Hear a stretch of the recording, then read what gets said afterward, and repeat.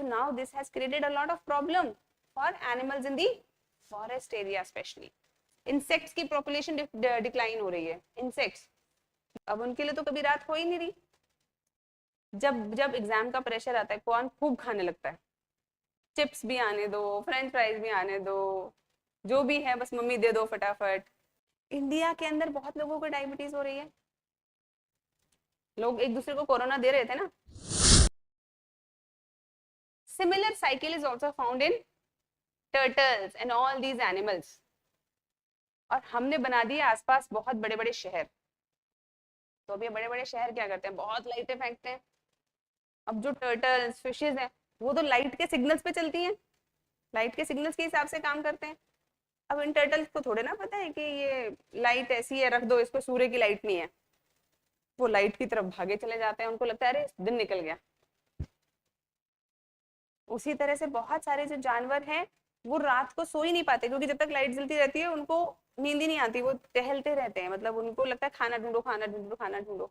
So now this has created a lot of problem for animals in the forest area specially. And such overexposure of light where it should not be used is known as light pollution. तो जो चीज जहां पे जरूरी नहीं है वो वहां के लिए क्या बन जाती है, पोल्यूशन. तो उन्होंने बताया कि भाई लाइट पोल्यूशन से बहुत ज्यादा खतरे होते हैं, जैसे इकोसिस्टम, ह्यूमन हेल्थ, कल्चर, इन सब पे डिक्लाइनिंग इफेक्ट आता है. इंसेक्ट्स की पॉपुलेशन डिक्लाइन हो रही है. इंसेक्ट्स देखा है वो मक्खी मच्छर लाइट के आसपास घूमते रहते हैं. अब पूरा ही दिन लाइट जल रही है, 24 घंटे घूमते रहेंगे और एग्जॉशन से. अब उनके लिए तो कभी रात हो ही नहीं रही. ये तो हम लोग रैशनल लोग सोच पा रहे हैं ना कि लाइट हो, और वो तो बेचारी लाइट भी बंद नहीं कर सकती. So it is like that. तो अगर लाइट पोल्यूशन आएगा तो क्वेश्चन आएगा तो हम कर सकते हैं, समझ सकते हैं. Okay. Leaf patterning system in early plants differ from living species. Again, a science or environment question. Leaf का पैटर्न क्या होता है वो जब आप लोग बायोलॉजी पढ़ोगे उसके अंदर आ जाएगा कि कैसे कैसे लीफ के पैटर्न्स होते हैं. बहुत इंपॉर्टेंट नहीं है लेकिन ठीक है, हल्का सा अंदाजा होना चाहिए. Stress eating link. क्या है स्ट्रेस ईटिंग लिंक?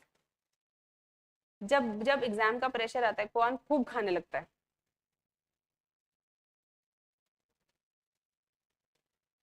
चिप्स भी आने दो, फ्रेंच फ्राइज भी आने दो, जो भी है बस मम्मी दे दो फटाफट. That's stress eating. तो अगर पतला होना है तो क्या करना है, स्ट्रेस कम करना. स्ट्रेस ज्यादा रहेगा तो खाना ज्यादा खाया जाएगा. वो उस लिंक को एस्टैब्लिश करता है कि जिन लोगों को पतला होना है सिर्फ उनके लिए इंपॉर्टेंट है. यूपीएससी में कुछ इंपॉर्टेंट है क्या इसका ज्यादा? नहीं.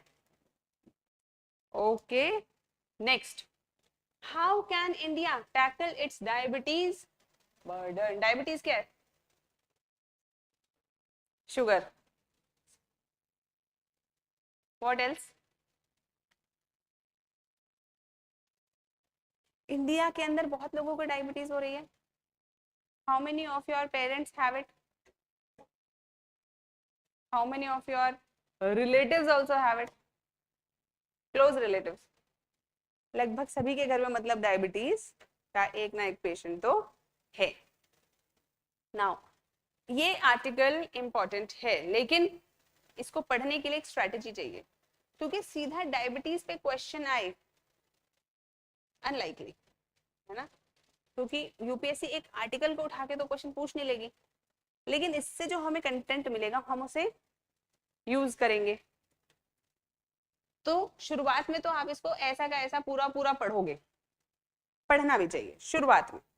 लेकिन जैसे जैसे आप सीजनड होते जाओगे, सीजनड मतलब आपको नॉलेज होती जाएगी, तो अब आप इसको कैसे प्लेस करना स्टार्ट करोगे कि भाई डायबिटीज कहाँ आती है, non communicable disease. Non communicable कैसे, कोई किसी को अपनी डायबिटीज दे सकता है क्या? लोग एक दूसरे को कोरोना दे रहे थे ना, तो कोरोना कैसा था, कम्युनिकेबल. कैंसर दिया जा सकता है क्या?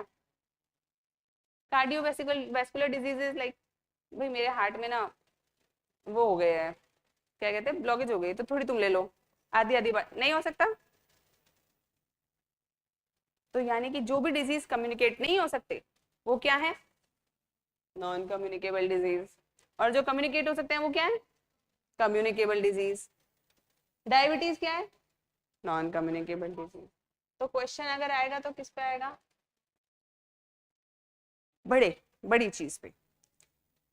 What according to you are the changes that India should make in their lifestyle to improve mortality and or to to counter the mortality under non communicable disease? भाई non communicable disease से इतने लोग मर रहे हैं, कैसे India उनको बचा सकता है? क्या करे? तो पहले बताना पड़ेगा नॉन कम्युनिकेबल डिजीज क्या है, कौन कौन सी होती हैं, कितने % लोगों को होती हैं, कितने लोग इससे मर जाते हैं, और फिर बताना पड़ेगा कैसे ठीक किया जा सकता है, क्या स्कीम्स हैं, क्या मेजर्स लिए जा सकते हैं।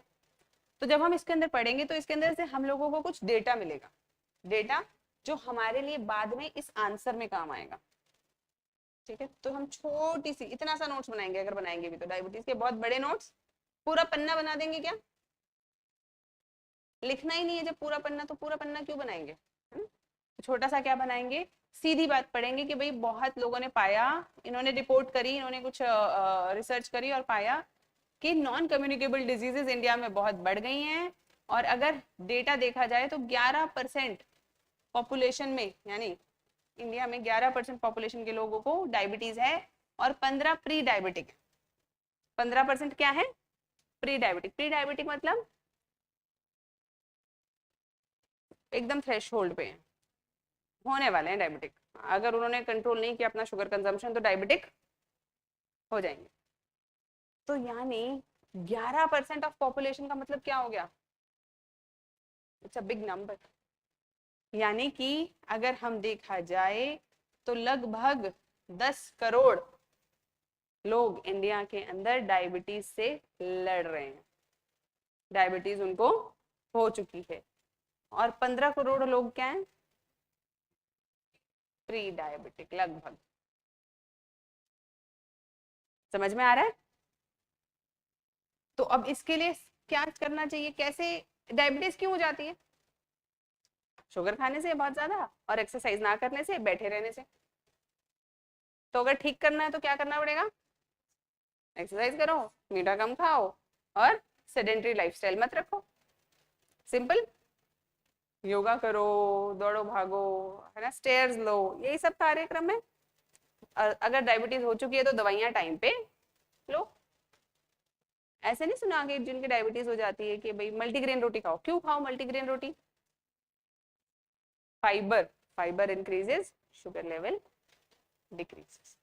वही लिखना है, इसमें पढ़ लो, और अपनी दादाजी और नाना जी से इनसे बातें करके समझ लो, एक ही बात है। ठीक है, यही ये बताएंगे कि भाई ये इसके अंदर कुछ काम का नहीं है बाकी, लेकिन जो काम की बातें थी वो हमने देख ली कि भाई डायबिटीज होती क्या है, कितने % लोगों को है, और डायबिटीज से हो क्या जाता है, क्या क्या कॉम्प्लिकेशंस हो जाती है। Wounds don't heal. जिनके डायबिटीज है, अगर उनके कोई जख्म हो जाए या कोई इन्फेक्शन हो जाए, आसानी से ठीक। दे गेट टायर्ड इजीली, बहुत जल्दी थके थके रहते हैं, हमेशा परेशान से थके से रहते हैं, और ब्लाइंडनेस, ब्लाइंडनेस हो जाती है बिल्कुल, और फ्रीक्वेंट यूरिनेशन, और सारी लाइफ प्रोसेसेस पे असर पड़ता है, पूरे शरीर पे असर पड़ता है, क्योंकि जब शुगर फ्लक्चुएट करती है तो बॉडी के सारे ऑर्गन्स पे असर पड़ता है। यही बात यहाँ लिखी है, तुम लोगों ने बता दी, लिखी भी है, पढ़ सकते हैं कि क्या क्या होता है और ठीक क्या कर। और इसमें 2 बातें और बताएंगे कि कई बार हम लोगों को ऐसा लगता है कि नॉर्थ ईस्ट में डायबिटीज कम होगी कि ज्यादा होगी। नॉर्थ ईस्ट में भी बढ़ रही है, जबकि वहाँ की लाइफस्टाइल और फूड को हम बहुत अच्छा मानते हैं। रूरल में ज्यादा होगी कि अर्बन में ज्यादा होगी डायबिटीज?